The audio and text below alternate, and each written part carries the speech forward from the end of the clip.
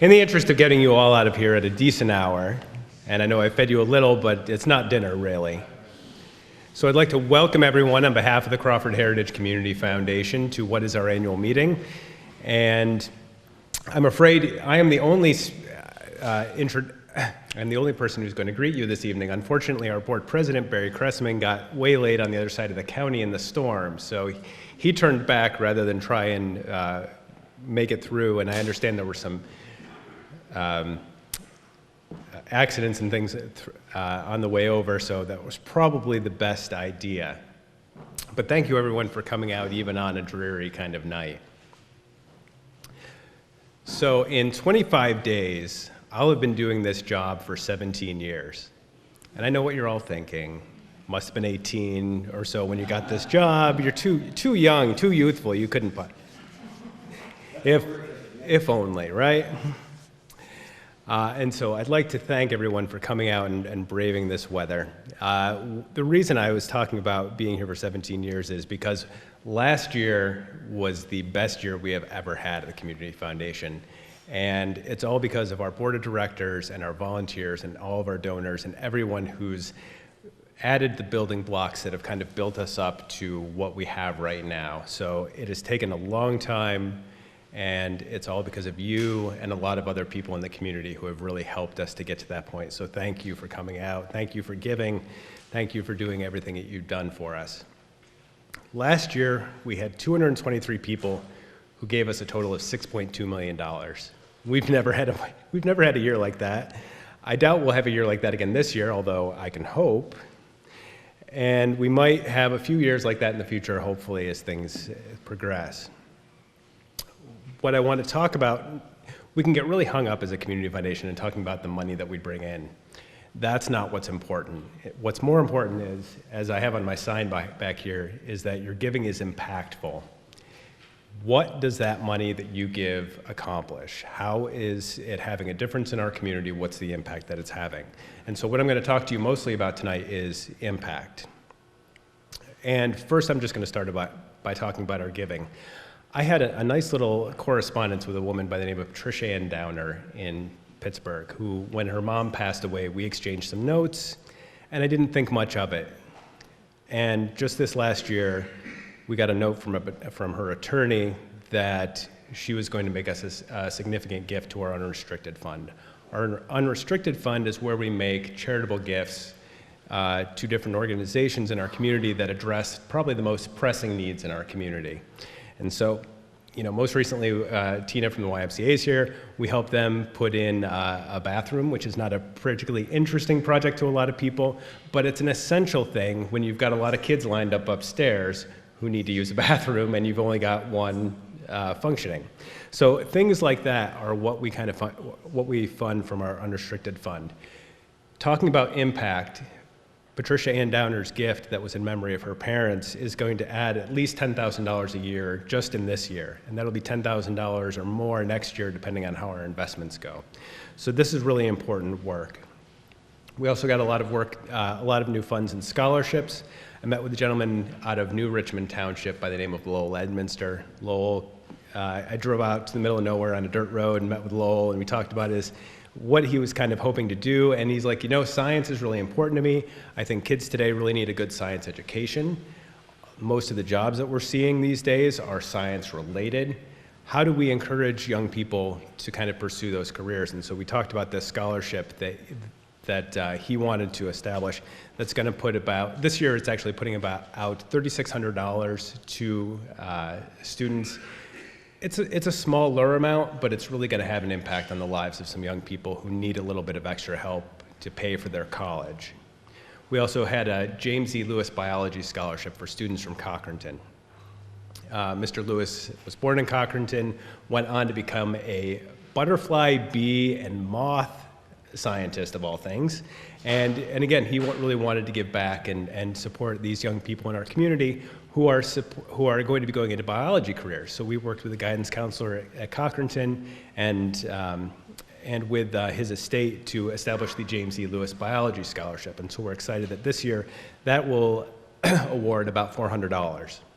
We also worked with Associated Charities of Titusville. It's not often that we get an organization that will come to us to want to establish a scholarship. It's usually people. But Associated Charities sees a need for well-trained social workers for the future. And so they established a scholarship that will be for a Maplewood High School student or a Titusville High School student who's going to be studying in social work. So this year we're going to have about $900 for that scholarship. So that was pretty exciting.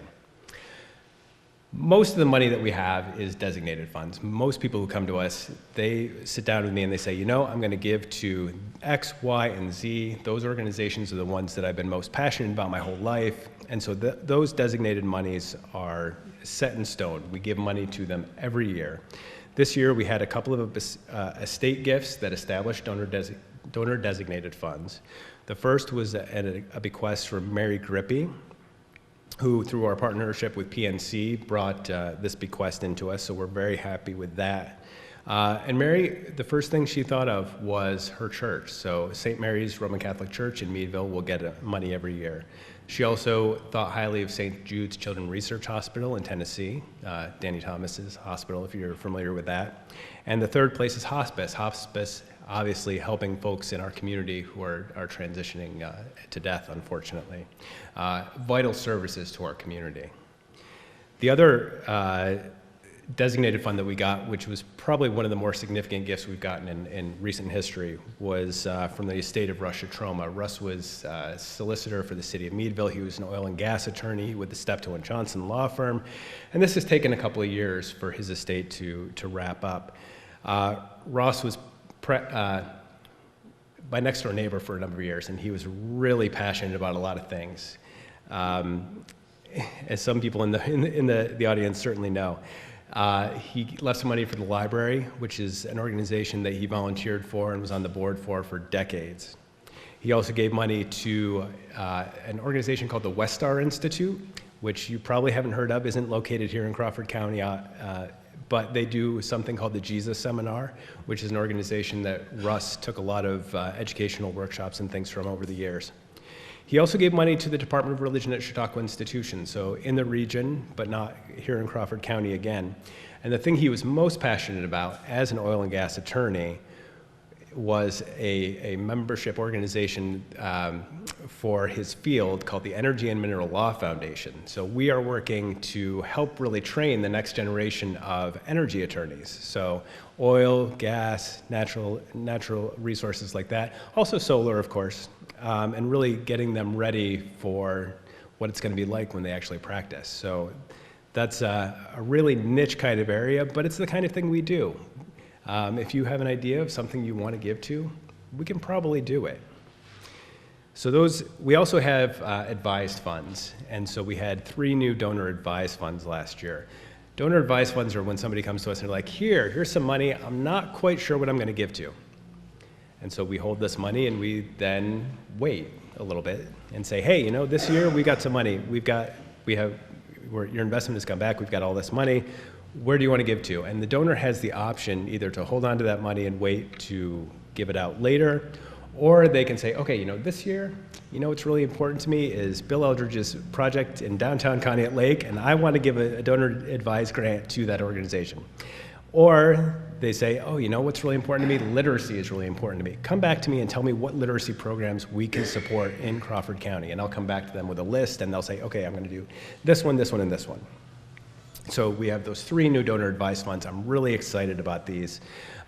2 of them are from anonymous donors, so I can't tell you anything about them.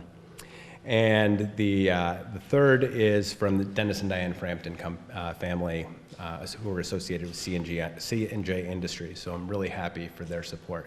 I also had I should backtrack. I did miss one other fund. We have a new fund. It's called the Joshua's Fleece Fund. And I'm really excited about this one as well because it really helps some people who really need it. It's money that's specifically for students in the life skills curriculum out here at the Conneaut School District. And so students with developmental needs who have some need for coats, shoes, umbrellas, things like that they don't have access to because of their family situation, we're going to help to buy those types of things for those young people. And so that's literally keeping people clothed and warm, and I think that's a pretty important thing. The last new fund we got was the First Presbyterian Church of Meadville has a women's association. They received a bequest, and so they have now established the Alice Schilling Memorial Endowment, and that money will be used every year by that religious organization to fund their mission work. So it could be things that they're doing in Meadville or across the country or around the world. So that's pretty exciting. And as of tonight, I'm going to give you a preview of what's next year. Is we're working with to create a new fund, the Ainsworth Educational Fund. We're hopefully going to be using that money to support some educational programming in here that will hopefully build the next generation of workforce and help young people find careers in Crawford County. So I'm really excited about that. It might have a scholarship component, might have just a training component. We're excited to see where that might take us. So lots of good things on the horizon for us. Now, if you're following along in your annual report, which you can or cannot, you don't have to do, of course, because I'm going to go over most of it. We have a whole section on stewardship. When people give us money, it's really important for us that we're investing it properly, that we're doing the best possible things we can with that money to make sure that it's going to be here this year, next year, 100 years from now. We're here in perpetuity. And so I've been here, as I said, 17 years. I've been through 2 recessions with the foundation, and we had December of last year, which was a terrible December. We've never had a December that bad. I can't remember a December that bad in years. So we brought in $6 million, and then we lost about $2 million in the market. Because we're invested in the market, we have to be. It's how we grow long term. We know that that volatility that we experience is the price we pay for growth. And so we're in it for the ups and downs. The good news is that you'll see in our report that we talk about how we had a minus 7% return for the year. We're still within a range of motion based on our benchmark. We're pretty happy. That wasn't too bad a return compared to some others. But the good thing is by the first quarter of this year, we had gained it all back. So that was great. We continued our banking relationships with PNC, with Northwest Savings Bank, with First National Bank of Pennsylvania, and we're transitioning to a new relationship with Erie Bank. Last year we gave out 4.25% of our total endowment. This year we scaled that back to about 4%. So we're trying to look at what the prognostication is for what the market will do in the future. And we think that that's a pretty reasonable amount to give out that will give out enough money to our beneficiaries and help them to do the programming that they want to do, but also will maintain the corpus of our endowment so that it will continue to grow over the long term. And lastly, we try to make sure that you guys know that we're using your money as best as possible, so we do an annual audit. McGill Power Bell prepares that audit, and they have given us for the 17th year that I've been doing this, the highest assurance that they can with that report. So we're pretty happy. Now the fun part of my job is grants, because then we get to give out money. So that's the fun thing. As I mentioned earlier, most of that money is designated so that the same organizations get it every year. So it's everyone from the American Red Cross to United Way, YMCA's, everything in between. And last year we gave out a little more than $600,000. Since we were established in 1998, we've given out a total of $7 million. Each year it's getting a little bit more that we're able to give out. And so long term, our outlook is good for the impact that we're going to have on the community. A much smaller part, but the part that we get a lot of press for, is our discretionary grants. So this is where we have money that we put to our most challenging needs in the community, put in the places that it's most visible. And so we have several funds that we do this from. Our unrestricted fund, where we can give money to anything, anywhere in the community that has a charitable purpose. Our Bernadine and John Cooley Fund, that's for children and youth programming. We have money specifically for Titusville area projects as well, from the Fred Lintner Fund, the Albert Carlson Fund, and the Titusville Fund. And we also have, strangely, money specifically for cemetery restoration from the Marion and Vincent Barsh Fund. And so if you ever want to know more than you need to know about cemetery restoration, give me a holler. And so last year we did $54,000 in grants to 33 different projects. And so how I'm going to kind of segue to our guest speaker tonight, Bill Eldridge, is talk about a grant that we made in 2012. So this project that Bill's been working on has been 7 years or more in the making.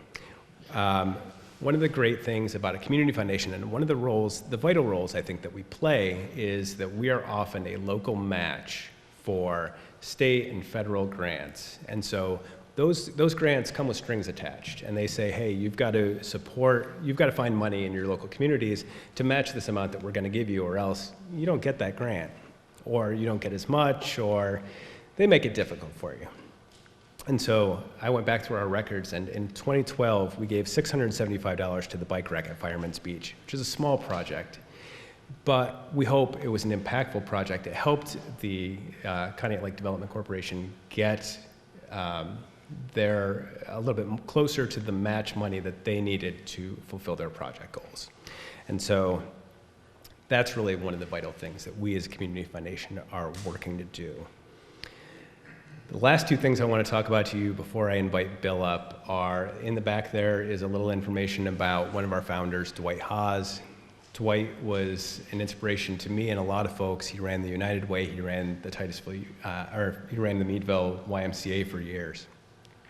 And Dwight is who we named our Bequest Society after. A lot of the money that we get is from people like you who've planned in their will or estate planning, or with their insurance agent even, to make us a beneficiary of an insurance policy, that they've planned a gift to us sometime in the future. And I always joke that, you know, I'm the send no money now guy. I mean, we like your money every year, of course. I mean, if you want to write me a check, I'm never going to say no. But really, send no money now. Think about what you're going to do in the future. Think about if we can have a place in your will and estate planning to reach your charitable objectives. We would very much appreciate that, and we would be very grateful. And we can work with you to do just about anything. So the last thing I'm going to mention is that, like our community foundations in our surrounding areas, excuse me, we're going to be doing a day of giving here in the near future, partnering with our local nonprofit organizations to encourage charitable giving in our community. We'll have a match pool that will probably match pennies on the dollar of each gift that is given on that giving day. And so if you're familiar with Erie Gives Day in Erie County, or in Venango Clarion, they do a week of giving. I'm not ready for a week of giving, so I'm just doing a giving day. But that's something that's on the horizon. If you're involved in a nonprofit organization, or you give to nonprofit organizations, keep an eye out, because it'll be a lot of nice way to make more of an impact on the organizations with which you work and whom you give to. So again, thank you very much. Without any further ado, my notes are done. I'm going to introduce Bill Eldridge, who's the chair of the Conneaut Lake Development Corporation and also a member of Borough Council, if I'm not mistaken. And Bill, the podium is yours. Thank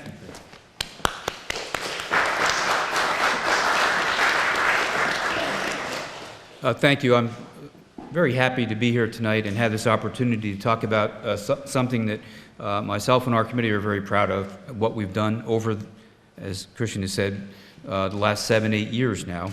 Actually, I'm going to go back about 20 years to the creation of the committee.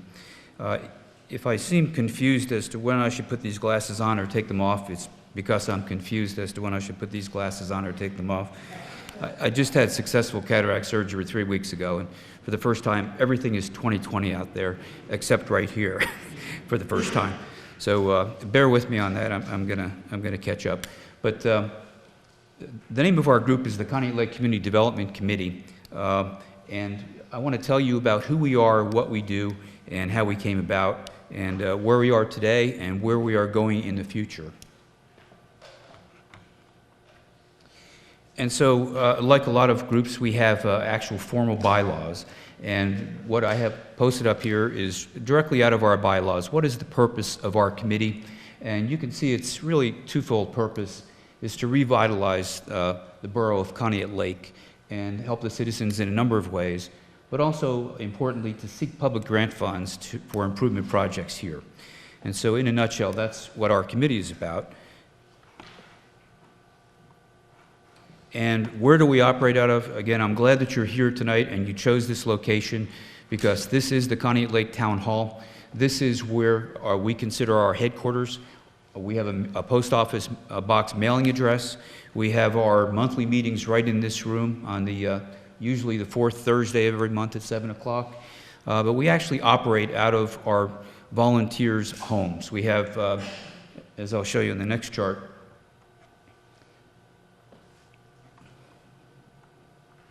the previous chart, we have 32 members on our committee, and we have a good cross-section of the community. We have people in all of these different career fields that you see here, going right through the whole span of teachers, hourly workers, doctors, lawyers. So when we get together and have our meetings, we usually have a very good group of people that are very good at brainstorming, at ideas, what we should do, what we need. And we do charge a nominal annual dues of $10 per month, just to make it official that we're all members. And it's a very good group to work with. And our meetings are open to the public, so I would invite any of you who are interested in us after hearing this. And I know some of you have come out. It's good to see some familiar faces in the audience. But please feel free to stop by and attend one of our meetings right here. And the first thing I really want to get into in a way of some detail is what are the past accomplishments of this group.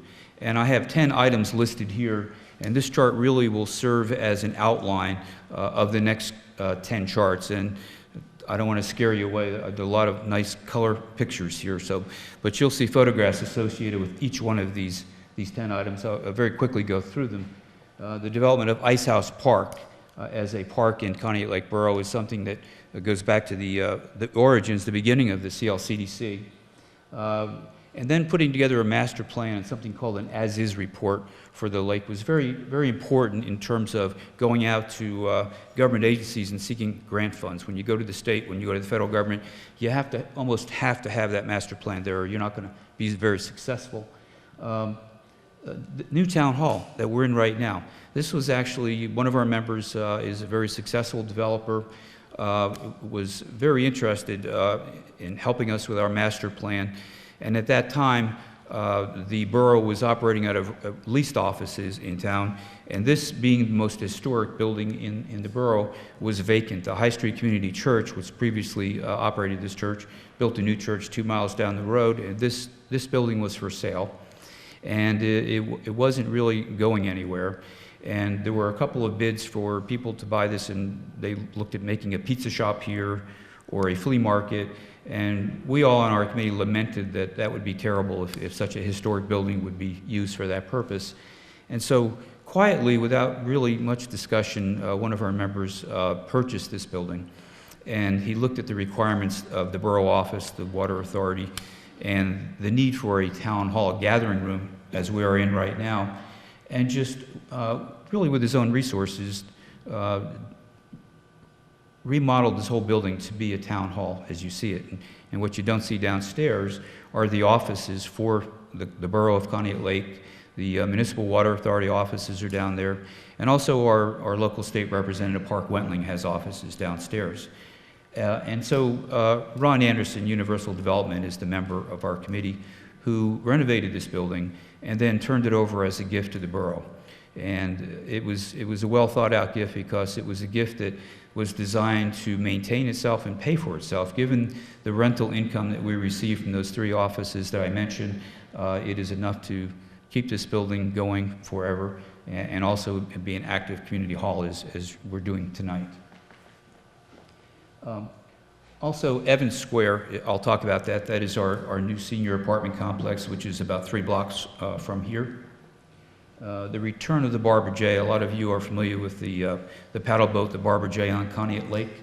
A long history there. That boat came up for sale and was actually purchased by a company in Michigan, and it was going to be removed from Conneaut Lake, and people were in a state of shock. I think some people knew it was for sale, but I don't think they believed that it was actually going to be bought and relocated out of state. And fortunately, that sale fell through. It turns out that the Barbara J. could not be licensed to sail as a passenger ship on the Great Lake. Therefore, the sale fell through.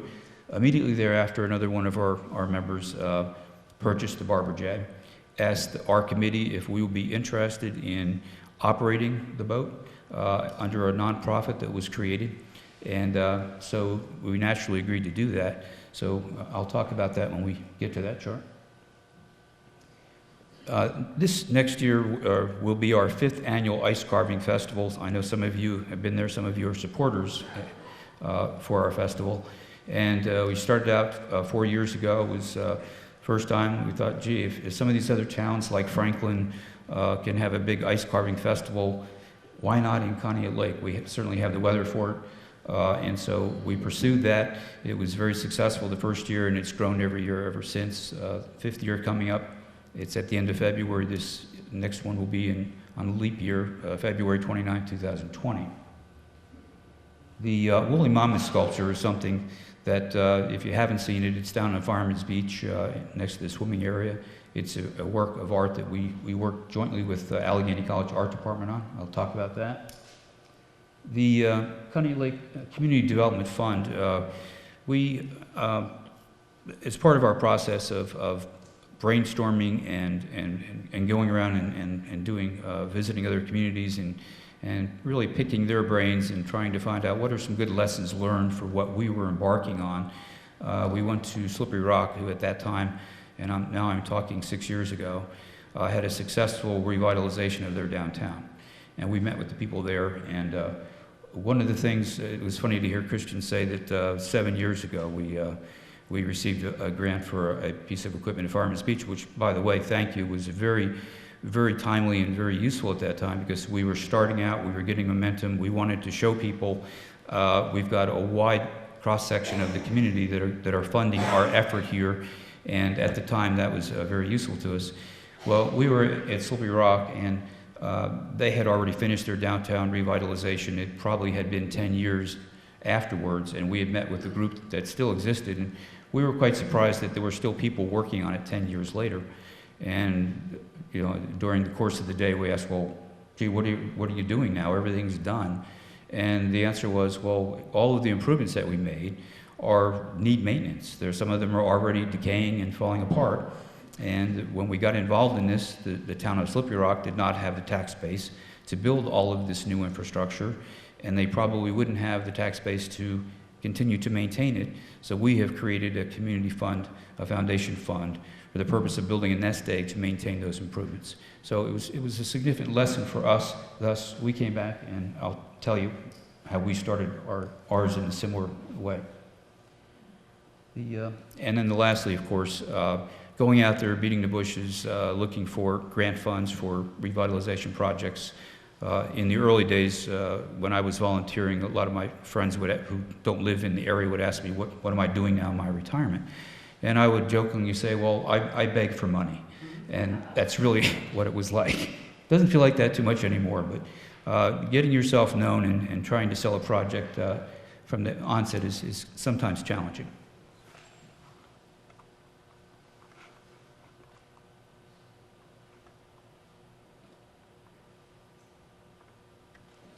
So as I promised, 10 charts, all photographs. That is Ice House Park. If you've not been there, you've probably driven by it as you come into Conneaut Lake from 322. That was really one of the first significant projects of the CLCDC. That goes back about 15 years as a result of some generous donations of people of lakefront property and grant funds from the Pennsylvania State Department of Community and Natural Resources, Conservation and Natural Resources. Ice House Park was created. There was an old Ryman's Marina was there and a restaurant. That is now a beautiful site where you can go there and just sit on a park bench and see the 3-mile view all the way down the lake. And we have concerts that we have in the summertime. As a matter of fact, mark June 30th on your calendars. We have the Army 28th Division National Guard Band, 32-piece military band, coming to Ice House Park for a nice patriotic concert to kick off the 4th of July weekend.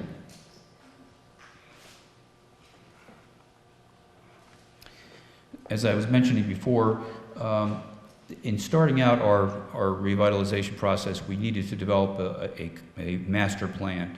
And so we elicited the help of consultant EG&G from Akron, Ohio, who have a very good reputation. And they convinced us that we had to put together something called an as-is document of the town. And to us, it seemed kind of obvious. Why do you need to tell people what the town looks like today?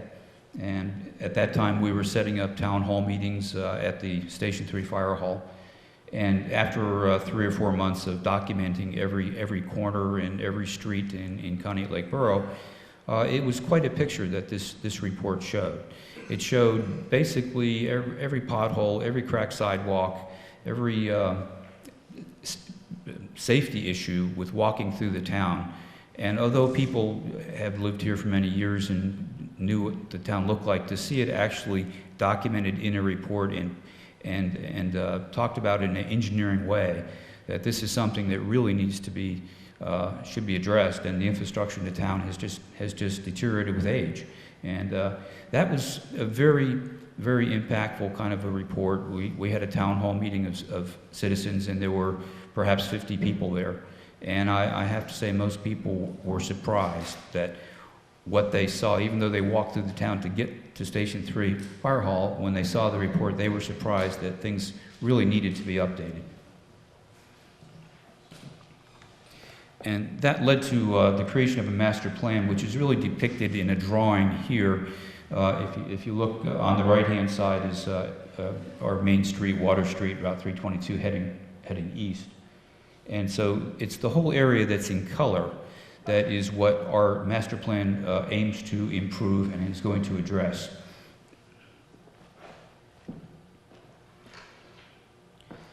And I'd just like to point out that I'm going to be talking about our accomplishments in a few minutes, but as far as the master plan is concerned, what we've accomplished is really that whole area of Fireman's Beach, this area of Ice House Park, and this section, right downtown section of First Street. So as you can see, area-wise, that's probably about a third of the master plan that we have now accomplished, but having the plan to look at it and do it was essential. And it was essential to be able to sell grant agencies on the need for this by showing them what this plan was and what the needs were. By the way, I would like to make this as informal as possible. If you'd like to interrupt with questions, feel free to do that.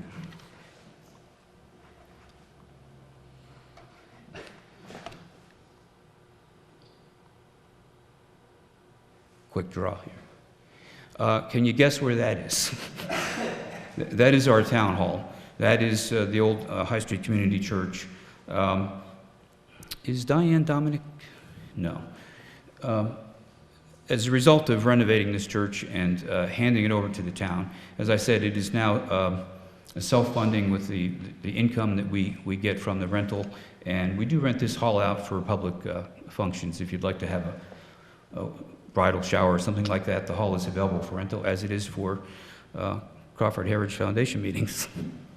But 2 years ago, after the building had been finished, building was finished in 2014, Diane Dominic, one of your board members, suggested that we should try and put this building on the National Historic Landmark Register. We should attempt to receive a acknowledgement from the Pennsylvania Preservation Society.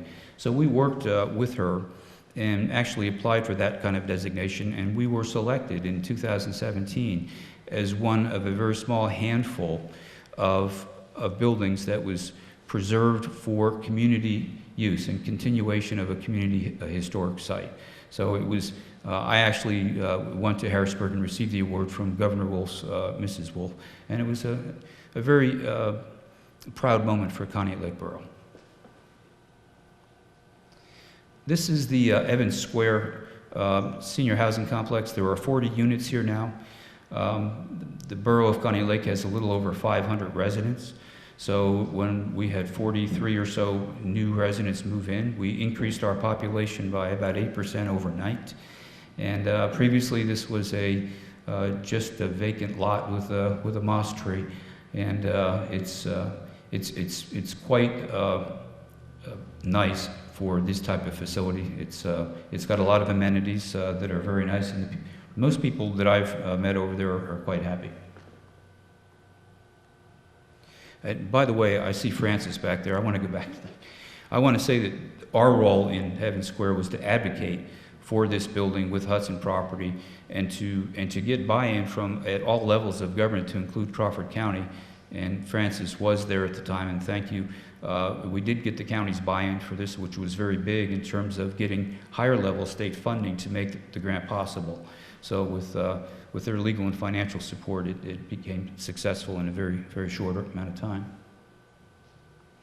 This is the Barbara J. I'm sure some of you have ridden on this boat. You probably haven't noticed that it flies two flags. Of course, there's the American flag there, but the little black flag you see up front, that's the CLCDC flag from our volunteers operating the boat. And so this, like the Ice House Festival, is something that tries to become financially self-sufficient. And if there are any excess revenues, we try to put them into our community fund, our foundation fund, which we've said we are creating to build a nest egg for the future improvements of town. This is a picture of 2 years ago, our second, 2 years ago, our second Ice House Festival. And I mentioned, I think in my intro remarks, that why not have an ice festival in Conneaut Lake? We've got the weather for it. Well, we haven't had a frozen lake yet for the first 4 years of our festival. But amazingly, those ice sculptures do stand up pretty well for 24 hours. It's really just a one-day festival. And a lot of it's a good reason to get people out in the wintertime in the cold. And it's kind of interesting to watch them carve these large sculptures like this ice throne that you see right here. This is a very interesting one of the ice sculptures in that when it's done, when people see that it's finished carving, they usually want to sit on it and get a photograph of themselves on the ice throne with the beautiful Conneaut Lake in the background.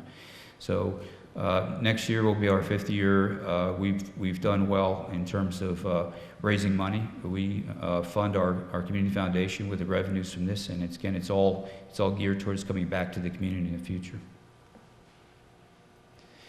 This is the woolly mammoth sculpture that I was talking about.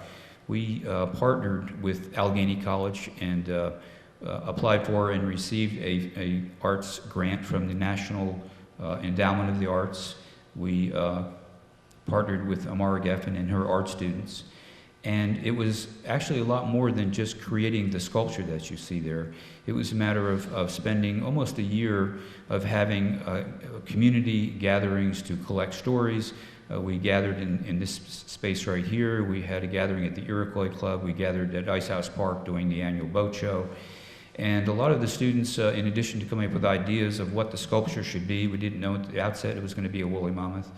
But what are the stories? And because of the history of the woolly mammoths in Conneaut Lake, the bones being found and identified at the bottom of the lake, it was decided that a woolly mammoth sculpture at Fireman's Beach on the edge of the lake would be a very appropriate sculpture.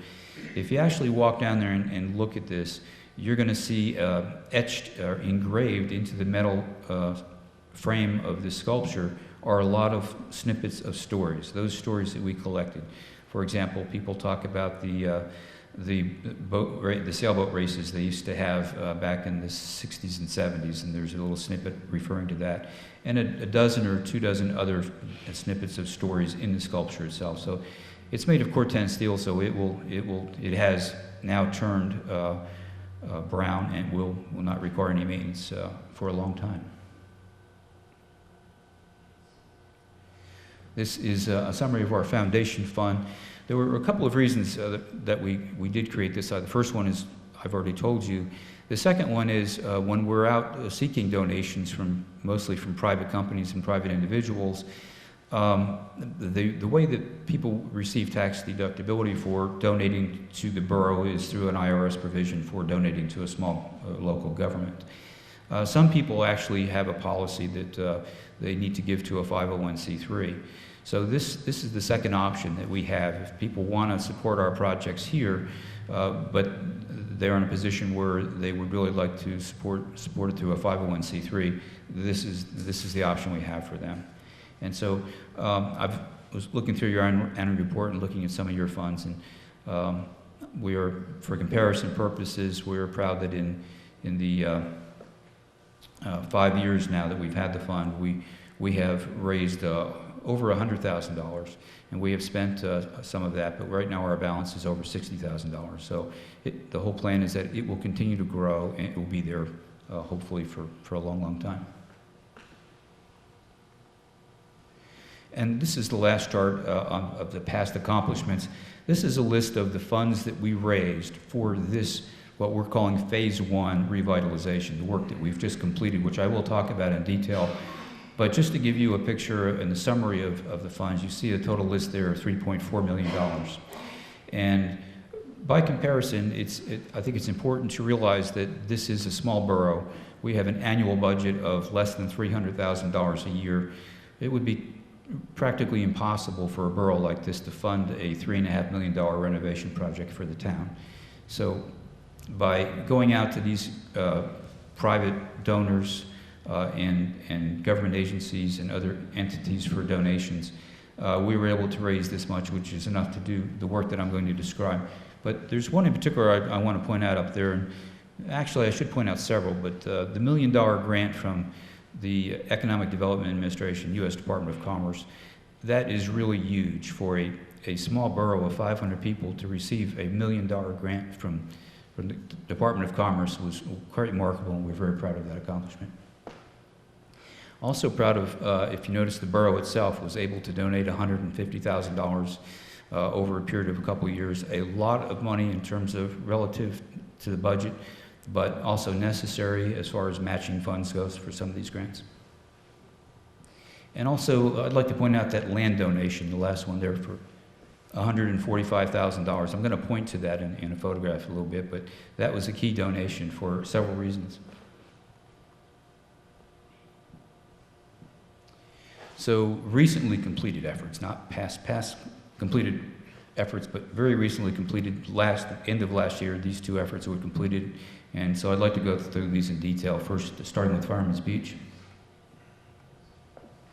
This is the entrance to Fireman's Beach, which is now very welcoming and very identifiable. If those of you who remember the old Fireman's Beach, oftentimes people could just drive right by there and not know that there was a public park there. And so now with the landscaping and the signage and the inviting entryway, we do get a lot more visitors there. And this is the entryway from another angle. You can see the new gatehouse that we have there. You can also see all of the new landscaping, which wasn't there before. Really, Fireman's Beach before looked like an industrial work site. It didn't look like a public park that would be inviting to people. It's now very pleasant. As a matter of fact, those flowers at the entryway there are in full bloom right now. It's very pretty when you drive by.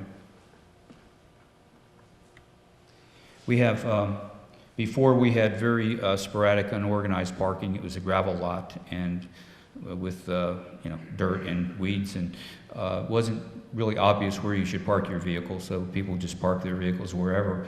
We now have a very organized parking lot where we can fit 130 vehicles. There are 20-some spots for long vehicles, trucks with trailers for launching boats there. So it's very organized. We had quite a good turnout on Memorial Day, as we do on the big holidays. Memorial Day, 4th of July, and Labor Day are the busiest days there. So that lot was filled, and a lot of people enjoyed the park on this past Memorial Day.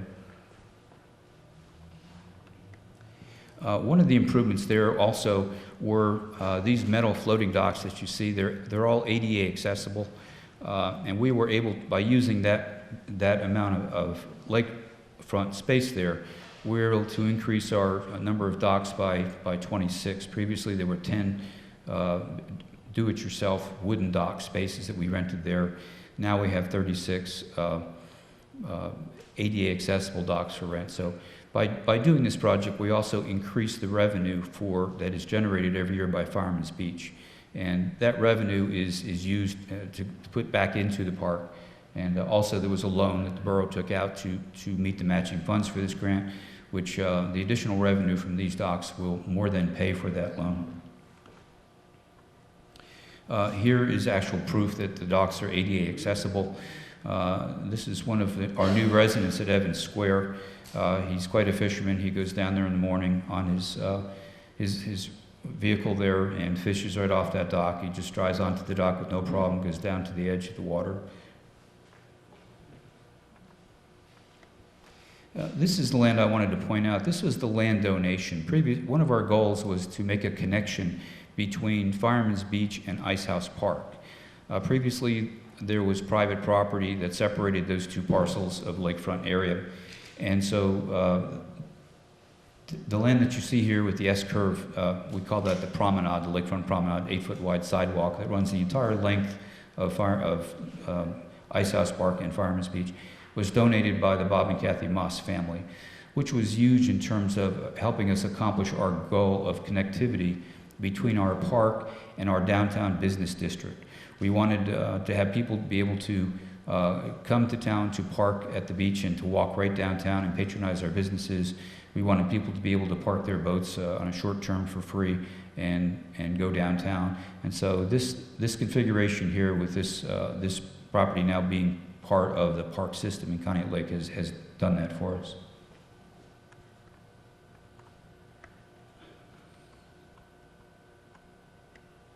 Again, this is the promenade. It runs the entire length of Fireman's Beach. Off to the left there, you'll see, no, sorry. Off to the left there, you'll see the rain gardens or the bioretention cells. Those, of course, are required by DEP to catch the runoff from the new parking lot. That all of that surface water is filtered through that vegetation. There are pipes. There's a piping system underneath that planting bed that goes into the lake, and it's quite an improvement over before, and it is environmentally very up to date and conscious of the environment. The configuration of the park before was such that we had the boat launch right down by the swimming beach, which meant that there was a lot of vehicle traffic where there were young kids swimming in the beach, and the picnic tables were pretty much spread out in the parking lot. It was really not the safest setup. So there was a lot of thought that went into planning the new layout of Fireman's Beach. And so right here we have the bathhouse, we have the picnic area, the green space, and the swimming beach, all in one space to intentionally have a space for families away from the vehicle traffic. And I'll show you later, we've relocated the boat launch to the other end of the beach for that purpose. And that is the new boat launch, which is now moved a couple of 100 yards to the south. And that is, if you look at the layout of Fireman's Beach, it was designed by a traffic engineering design firm. And so it's a very efficient flow of driving into the park and going right and around a little circle to launch the boat, or driving left and going down to a larger parking area to go to the swimming beach and picnic areas. I'm now going to show some of the improvements on Water Street. As I said, we really had two projects that we were doing in this current phase, Fireman's Beach and our business district on Water Street. There you see an example of the new lighting, the new sidewalks, and the lines, parking spaces. It may not excite you too much, but previously there were no parking spaces that were lined. In fact, there probably wasn't a center line painted on the highway. And so with big improvements, if you'll notice, there are no overhead wires. By 4th of July, I will promise you all of the overhead wires will be gone. We've got three of the four utility companies have now finished the work. We're still waiting on Armstrong. They'll be done before the 4th of July. And here you see the pedestrian crosswalks, which we did not have before, handicap accessible ramps that will allow one to cross the intersections there with the correct timers and crossing signals. And a lot of the work that you don't see was really underground, but you do see the catch basin there for the storm drainage. Previously, believe it or not, there was no storm drainage on Water Street. There was storm drainage on some of the side streets.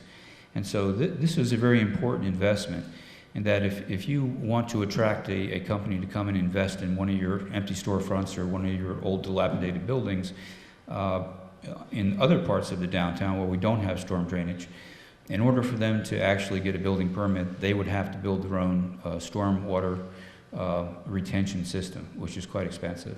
In this block now, since we've improved this, they would not have to do that because the storm drain system is there. Also part of the revitalization of downtown was the landscaping and the signage. This is what we consider a entry gateway into the town. When you're coming right to Ice House Park and you see Livingston's market there, And so we provided this sign at no cost to the business owner just to improve the appearance of driving into our town. And it's quite nice with the signage there, the new lighting systems, and the new sidewalks and the new pedestrian crosswalks.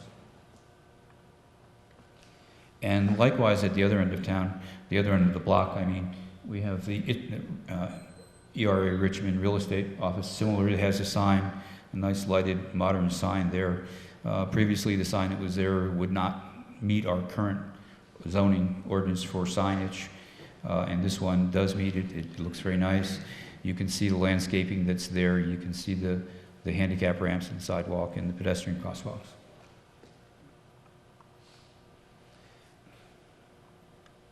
Anybody from Marquette Bank here? I'd like to say that we convinced Marquette Bank to invest $1 million in renovating their bank, which they're doing right now. And as a result of this revitalization project downtown, they felt the need, at the time was right, to modernize their building, which they have been doing for the last 6 months and are pretty much finished. But again, you see the landscaping, you see the organized pedestrian crosswalks, and just the modern sprucing up of downtown. And most importantly, what we've done here is there was an infrastructure that was going to have to be repaired. The taxpayers were going to have to pay for this one way or another, because sooner or later somebody was going to fall down and break a leg or something like that. And this way we're able to do it and really defray the cost of future maintenance on the town for a long time to come, because these investments will be good for quite a while. Going on to the future now, so I'm calling this Fireman's Beach Phase 2. In my mind, I think of it as Fireman's Beach Phase 1.5, because it's really carrying on continuously from the existing project. We finished Fireman's Beach last fall, and this summer, beginning right now, we are going to be putting in a playground in the green space, where I showed you the green space, the picnic area. We'll be putting in a small footprint playground for small children, and we'll also be putting in a picnic shelter. There was a picnic shelter at Fireman's Beach that was really in such bad shape we had to tear it down. We will replace that picnic shelter in the green space. And we've also received funding from the Dietrich Foundation for a new entry feature. It will be a lighted, large lighted flagpole with a mast arm. We'll have 3 different flags flying there. Think of the flag that you see at Red Lobster, only a little bit bigger than that. So when you drive in past the gate, you'll see this new lighted flag, and it'll be lighted, and you'll be able to see it not only at the park, but if you're on a boat riding around the lake, you'll see this flag flying. And I should mention that the picnic shelter, we have part of this whole project that I didn't really mention is really building community, and I think we've done that. We've gotten a lot of groups together that are all behind us and are all doing this now, which wasn't the case 7 years ago. And so there's a group that of volunteers that do projects around town called His Work, His Way. They've actually agreed to take on the project of building the picnic shelter for us. Water Street Phase 2 will be starting. Right now we are doing the engineering design. It will be somewhat less ambitious than before, simply because of funding. But in addition to the dollars and amounts that I've shown you before, we have another grant now that we've received from PennDOT for $475,000. And that money is enough for us to put new sidewalks on the next block, which is between 2nd Street and 3rd Street, and also the new light fixtures that you see, and remove the old highway lighting. And so those sidewalks will have the appropriate handicap ramps. And so that next block, although some of the other things such as underground stormwater drainage won't be done yet, the traffic signalization lights won't be done yet, but it will have the appearance of a modern downtown like the previous block that we've upgraded. One other very recent accomplishment, some of you have probably read about this, but the primary election ballot question, Conneaut Lake has been a dry town since Prohibition. And it is kind of a contradiction in that you can walk 100 yards to Station 3 or to Silver Shores Restaurant, or even now we have a microbrewery in town, all of which operate with Conneaut Lake being dry. And so as a result, it really puts the town at a disadvantage. as far as economic development. If someone would want to come and open up an upscale restaurant or a hotel or something, almost in all cases, they're required to have a license to sell alcohol in order to be financially successful. And so this is our third attempt from our committee to do this, and we finally made the case to the citizens that this is an economic, regardless of your personal feelings about consumption of alcohol, this is a necessity for modern economic development, and the town overwhelmingly agreed with us this time around. The measure passed by a vote of 91 to 48.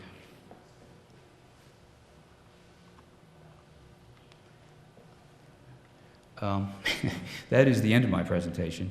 I haven't had any questions yet, so I'm sure somebody has a question out there. Jay?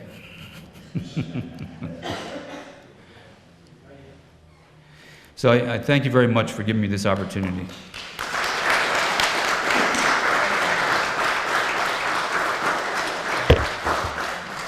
And again, Bill, thank you so much. Thank you so much.